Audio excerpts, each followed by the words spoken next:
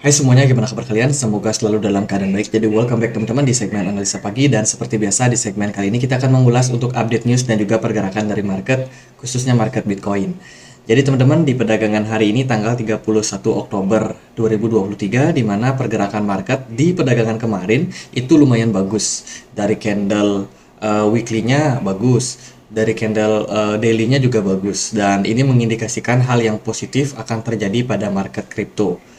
Oke, kita akan langsung masuk ke pembahasannya. Teman-teman, untuk hari ini akan ada beberapa news. Salah satunya adalah Manufacturing PMI. Ini data penting banget untuk ekonomi di kawasan China, di mana saat ini sudah diprediksi tren pemulihan ekonomi sedang terjadi, teman-teman. Tapi ekonomi China itu masih dalam kondisi yang kurang bagus ya. Tapi sudah ada mulai tanda-tanda pembaikan, teman-teman. Semoga aja kedepannya memang diiringi sama data-data yang positif.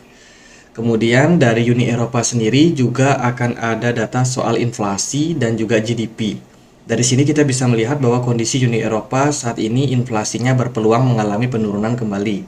Kemudian GDP-nya juga kayaknya bakalan turun juga, teman-teman. Jadi ada perlambatan ekonomi yang masih sedang terjadi di Uni Eropa. Kemudian dari Amerika Serikat itu akan ada data soal employment cost, kemudian customer confidence. Ya itu aja sih teman-teman, beberapa data yang cukup penting.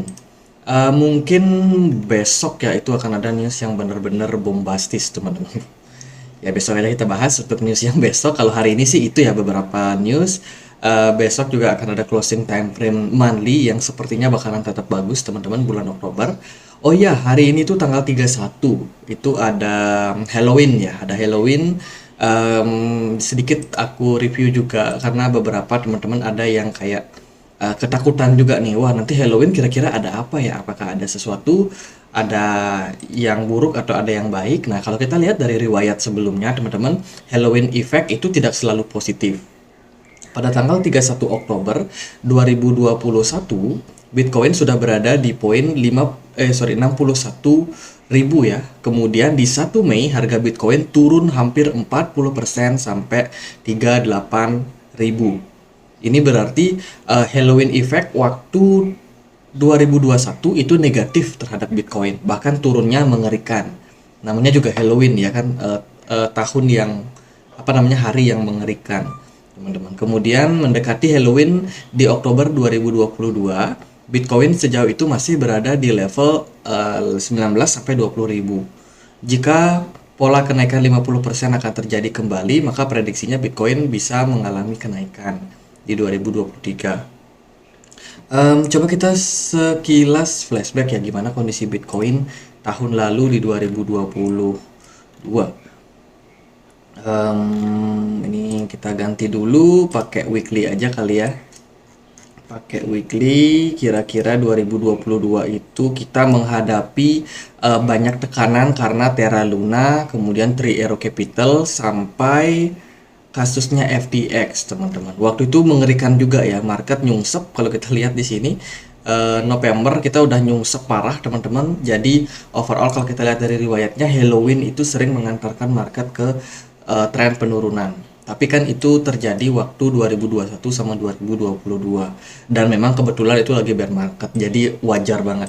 Tapi kalau kita lihat dari riwayat di 2020 ya, teman-teman, Oktober itu justru trennya lagi bagus-bagusnya. Bitcoin nggak kenal ampun, naik signifikan di 2020. Kalau yang di 2019 di Oktober itu Bitcoin justru mengalami fase penurunan. Nah, ini ada mixed data nih teman-teman. Tergantung sekarang Bitcoin arahnya kemana. Apakah Bitcoin bakalan rally atau enggak, ya itu tidak ditentukan sama yang namanya Oktober effect atau Halloween effect. Namun teman-teman juga tetap harus waspada sih melihat gimana peluang yang bisa terjadi pada pergerakan dari market. Itu dari beberapa riwayat ya. Intinya 2021 2022 itu jelek banget waktu 31 Oktober, tapi kalau yang 2020 itu justru Bitcoinnya rally. Tapi kalau yang 2019 itu justru Bitcoinnya mengalami fase koreksi wajar. Jadi ada perbedaan data mungkin. Itu teman-teman dari kalender ekonomi dan juga riwayat ketika 31 Oktober atau Halloween effect. Sekarang kita akan lihat dari beberapa news yang ramai di market. Yang pertama itu ada terungkapnya kembali atau diungkit-ungkitnya lagi ya, soal wawancara Gary Gensler yang waktu itu ketika video ini dibuat itu tahun 2019, Gary Gensler ini belum menjadi pemimpin dari SEC, belum menjadi ketua SEC. Gary Gensler masih berada di luar institusi tersebut dan dia memberikan kritik bahwa waktu itu SEC yang ketua SEC yang menjabat itu katanya tidak konsisten, teman-teman. Ya, jadi dilihat bahwa Ethereum ETF itu berpotensi untuk diterima, tapi untuk Bitcoin ETF-nya kemungkinan tidak ya, have not. Dan juga dia bilang ini sedikit tidaknya tidak konsisten menurut dia, dan sekarang dia berada dalam posisi jabatan tersebut. Dan kita tahu gimana kondisi daripada Gary Gensler sendiri yang juga sering tidak konsisten. Jadi dia kena karmanya tuh, teman-teman. Mengkritik pemimpin yang dulu, sekarang dia berada di posisi yang sama dan dia pun juga mendapatkan kritik. Nah, kita akan lihat seperti apa ke depannya tentang regulasi ya. Ini masih dalam proses yang sangat-sangat seru untuk dipantau. Kemudian ada kabar yang sangat-sangat bagus, teman-teman, dari Thailand sendiri. Namanya ada Kasikorn Bank yang baru aja melakukan pembelian majority stake in Satang Crypto Exchange. Jadi baru aja mereka itu mengakuisisi sebagian besar saham dari Satang Crypto Exchange. Ini adalah crypto exchange yang ada di Thailand. Jadi perbankan aja ini udah masuk dan juga mau mengakuisisi perusahaan exchange di sana. Ini kan berarti perdagangan exchange, crypto exchange ya di Thailand sendiri itu merupakan satu bisnis yang sangat-sangat menjanjikan, teman-teman. Makanya mereka mau mengakuisisi ya dengan tujuan untuk cuan juga. Selain itu karena adopsinya sangat besar, kripto ini digadang-gadang bisa menjadi alternatif investasi juga, teman-teman. Jadi proses akuisisi ini tentunya sangat-sangat menarik untuk kita perhatikan. Mungkin kedepannya bank-bank besar yang lain juga akan ngikutin juga, teman-teman, apa yang dilakukan oleh bank dari Thailand ini. Kemudian berita yang terbaru, nah ini berita yang sudah kita semua tahu ya, kalau teman-teman mungkin ngikutin market crypto dari dulu. Standard Chartered itu adalah salah satu bank yang sangat-sangat bisa dibilang besar, teman-teman, besar, di mana dia itu sangat-sangat ramah terhadap kripto, melihat bahwa kripto ini merupakan sebuah potensi aset masa depan dan tentunya mereka sudah melakukan akuisisi terlebih dahulu. Bank-bank besar seperti Standard Chartered ini bank internasional yang kredibilitasnya itu benar-benar dipandang lah di dunia ya, teman-teman. Itu baru aja memiliki platform Zodia yang mana ini juga merupakan platform yang menawarkan layanan cryptocurrency khususnya untuk Hong Kong, teman-teman. Ini kan mengindikasikan bahwa ya bank sekarang sudah mulai masuk ke market kripto. Padahal yang kita tahu ya, bank itu kan sebenarnya adalah oposisi dari cryptocurrency. Cryptocurrency Bitcoin khususnya itu diciptakan untuk menggantikan sistem perbankan yang memang dianggap sudah rusak. Printing money, kemudian sistem yang centralized sehingga di sana banyak korupsi, teman-teman. Dan juga banyak penyelewengan dana dan pencucian uang dan lain sebagainya. Makanya hadir Bitcoin. Jadi Bitcoin dan perbankan itu sebenarnya bertindak oposisi. Bank itu centralized, Bitcoin decentralized. Bank dikuasai oleh satu institusi terpusat ya, instansi terpusat, sementara Bitcoin itu dikuasai oleh komunitasnya yang sifatnya desentral. Jadi tidak ada satupun yang akan memonopoli, teman-teman.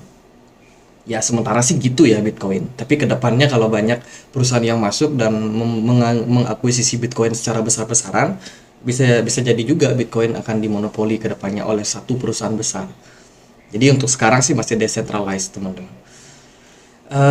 Ya itu kurang lebih ya, teman-teman. Ini merupakan sebuah adopsi dari banyak institusi yang sudah masuk ke market crypto.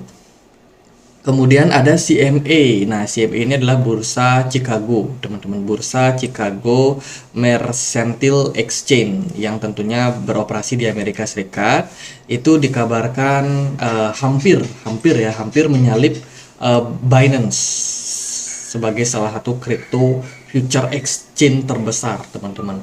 Jadi CME hampir menggantikan Binance sebagai bursa berjangka Bitcoin teratas. Luar biasa banget ya kan, para para perusahaan-perusahaan ini rata-rata sekarang sudah mau masuk ke market kripto. Artinya adopsi kripto lagi-lagi sangat-sangat besar untuk sekarang, teman-teman. Jadi kita masih bisa melihat dalam beberapa tahun ke depan ini bakalan punya prospek yang bagus. Ini masih awal, teman-teman. Now kita lihat lagi dari berita yang lain, UK atau United Kingdom itu baru aja mempublikasikan proposal finalnya untuk cryptocurrency dan stablecoin tentunya, di mana undang-undang ini akan mulai berlaku di tahun 2024. Dari undang-undang ini mengatur semuanya tentang layanan kripto, exchange apa aja yang bagus atau yang terregulasi di sana. Kemudian juga ada aset-aset kripto apa saja yang direkomendasikan sebagai aset yang cenderung aman. Kemudian juga ya banyak setelah regulasi-regulasi soal stablecoin juga. Kemudian bank-bank apa aja yang boleh terlibat dalam proses mungkin deposit ataupun withdrawal untuk exchange di sana. Dan ya kita akan lihat dari Financial Conduct Authority atau FCA akan melakukan kelanjutan, teman-teman, daripada regulasi ini. Jadi ya Inggris sudah melakukan hal yang terbaik yang bisa mereka lakukan. Kemudian ini berita lagi dari Avalanche. Nah, Avalanche saat ini bisa dibilang menjadi salah satu pesaing dari Ethereum yang sangat-sangat masif. Penjelajah blockchain Avalanche akan ditutup karena biaya Etherscan yang menimbulkan kontroversi. Biaya berlangganan tahunan untuk layanan Etherscan dilaporkan meningkat sampai 2 juta US dollar per tahunnya. Jadi ini menarik ya, teman-teman, di mana ada potensi yang kurang begitu baik. Avalanche ini memang digadang-gadang dulunya adalah Ethereum killer. Dan sekarang mereka mengalami masalah, teman-teman, karena biaya dari penggunaan Etherscan, salah satu alat untuk melakukan analisa ya kan dari sisi blockchain, dari sudut pandang blockchain, itu ternyata servisnya sekarang makin lama makin mahal. Gitu. Jadi ini kurang bagus ya untuk Avalanche.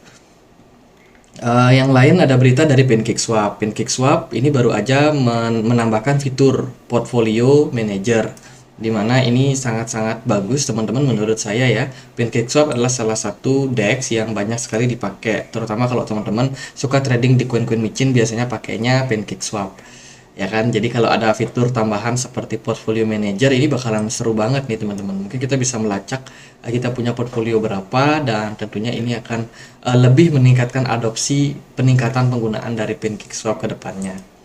Kemudian ada berita yang lain, teman-teman, ini datang dari Ripple atau XRP.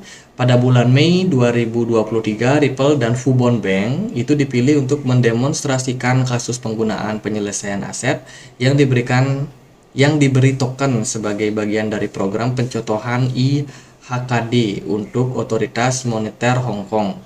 Bekerjasama dengan Fubon Bank, Ripple mempelopori percontohan Home Equity Line of Credit inovatif yang dirancang untuk menyederhanakan akses terhadap kelebihan ekuitas properti bagi warga Hong Kong. Uji coba ini dimanfaatkan platform Ripple CBDC untuk pembuatan EHKD hipotetis, teman-teman. Jadi ini merupakan sebuah adopsi ya, di mana Ripple itu bekerja sama Fubon Bank untuk menyediakan layanan terutama bagi mereka-mereka yang berkecimpung di bidang properti.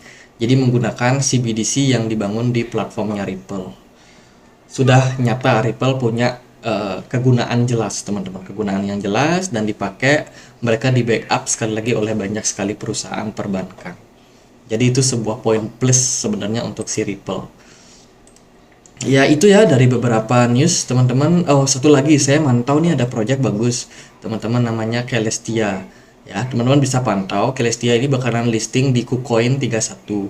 Kabar terbarunya juga mereka akan listing di Binance juga. Jadi untuk jangka pendek saya rasa teman-teman boleh banget untuk pantau itu project. Saya percaya sih projectnya bakalan rally ya. Apalagi momentumnya tepat banget ketika fase mendekati bull run seperti sekarang ini. Akan menarik banget, teman-teman. Kemudian ini ada data yang kemarin aku post soal perbankan, teman-teman, yang mengalami kerugian. Saat ini kerugian dari masalah kenaikan suku bunga untuk para perbankan itu udah tinggi banget. Ya, tinggi banget, banyak bank yang rugi di Amerika Serikat, dan tentunya keputusan daripada suku bunga Fed itu akan sangat-sangat dinanti untuk kedepannya. Semoga sih nggak hawkish. Dari berita yang lain ada lagi ini soal apa nih, Breakpoint 2023 dari Solana yang akan diadakan 31 Oktober, yaitu hari ini ya teman-teman. Ini juga merupakan sebuah news yang bagus teman-teman dari Solana. Ini dari komunitas kita yang posting ya, Solana Breakpoint tahun lalu naik gila-gilaan di event ini. Semoga tahun ini juga naik. Kita akan lihat gimana kondisi dari pergerakan dari market teman-teman. So far indeks dolar sudah mulai mengalami pelemahan. Ini bagus untuk beberapa aset lain. Sementara itu gold di perdagangan kemarin malah nyungsep, S&P 500 justru merespon positif. Bitcoin so far masih tetap sideways, namun tren masih tetap stabil. Dari BTC Dominance di perdagangan kemarin sudah melanjutkan tren penurunan. Ini memberikan momentum untuk banyak altcoin untuk mengalami kenaikan. GRT mengalami kenaikan yang lumayan 3%, terus ada CFX mulai recover 2%. Kemudian ada XRP, ini momentumnya bagus ya XRP. Tadi ada good news juga, sekarang udah naik sekitar 4%. Solana ada event Breakpoint 6% kenaikannya. Kemudian Matic ya masih stabil aja 1%, nggak terlalu tinggi ya. Cardano dan Habar juga naik kurang lebih 2%. Itu dari altcoin. Kalau dari Bitcoin sendiri so far bagus. Ingat closing weekly sama daily kemarin itu bagus, volume perdagangan meningkat, smart money juga meningkat. Saat ini indikasinya benar-benar positif untuk market. Semoga sih momentum untuk 2023 ini bisa ditutup sama tren yang positif terhadap market ya teman-teman. Ya beberapa hari kita juga akan dapat data soal kenaikan suku bunga, jadi market masih akan wait and see sih sampai tanggal 2 November nanti. Jadi teman-teman yang mungkin FOMO ketinggalan market, yang udah melakukan DCA ya kongret aja buat teman-teman yang udah cicil beli ya kan, nggak peduli harga Bitcoin akan naik atau turun, tetap DCA karena kita percaya 2024 2025 Bitcoin akan masuk ke fase bullishnya ya. Semoga demikian, kita berharap bersama-sama. Teman-teman untuk jangka pendek saat ini Bitcoin positif kalau menurut saya ya. Smart money menunjukkan tren yang sangat antusias di market, full teman-teman menunjukkan bahwa kekuatan daripada para whales saat ini lagi dalam performa yang sangat-sangat baik di market. Semoga Bitcoin masih bisa meneruskan tren positifnya ke depan, apalagi kalau suku bunga nggak dinaikkan ya. Semoga ya teman-teman, semoga Bitcoin masih bisa naik sampai kira-kira mendekati level 38 ribuan. Menurut saya level tersebut itu ada banyak sekali yang menahan di sana ya. Jadi level 38 sampai 40 ribu itu berpeluang menjadi next target teman-teman untuk Bitcoin. Tapi ingat di level di level 36 itu juga masih akan ada banyak rintangan teman-teman untuk Bitcoin naik ke sana ya. Tapi kalau momentum ini memang mendukung, kemudian juga BTC dominance-nya bisa turun, nah saya lebih jagoin altcoin sebenarnya, masih jagoin altcoin teman-teman, karena banyak altcoin yang masih belum naik ya. BNB juga boleh dipantau karena dia akan ada merilis beberapa koin. Jadi ya itu teman-teman opsi yang bisa teman-teman perhatikan untuk saat ini sih. BNB belum naik terlalu banyak. Untuk koin-koin yang lain sih udah kebanyakan naik. Kalau dari Bitcoinnya sekarang ya menurut saya sih itu ya wait and see dulu. Teman-teman, Bitcoin masih wait and see, menunggu kira-kira suku bunga bakalan dinaikin atau dipertahanin. Itu akan memberikan respon tentunya untuk Bitcoin. So far sih market masih tetap stabil aja, belum ada tanda pergerakan naik ataupun turun teman-teman. Jadi ya untuk posisi sekarang sih kalau saya cenderung bullish ya teman-teman, cenderung bullish. Namun kalau jangka pendeknya ya masih akan ada struggle seperti ini. Mungkin kalau ada koreksi kecil, Bitcoin bisa turun mungkin sampai ke level support kisaran 30.500 ya. Kalau bisa turun sampai level tersebut ya ambillah teman-teman, koreksi yang bagus untuk kita melakukan akumulasi sebenarnya. Tapi kalau Bitcoinnya tetap bagus, trennya ya stabil aja di level sekarang, ya udah nyari koreksinya mungkin butuh beberapa waktu ke depannya sampai ya Bitcoin tetap dapat bad news teman-teman, mungkin baru akan mulai koreksi. Ya gitu aja sih paling buat Bitcoin ya. Secara teknikal saya rasa masih tetap sideways dalam proses koreksi yang flat teman-teman, tapi secara tren jangka menengah saya melihat Bitcoin ini bakalan tetap dalam tren rally. Jadi gitu aja buat market. Semoga videonya bisa bermanfaat, dan bila mana ada pertanyaan lain, ada koin lain buat dibahas, kalian bisa banget tulis langsung di kolom komentar. That's it guys, dan akhir kata saya Andre, makasih.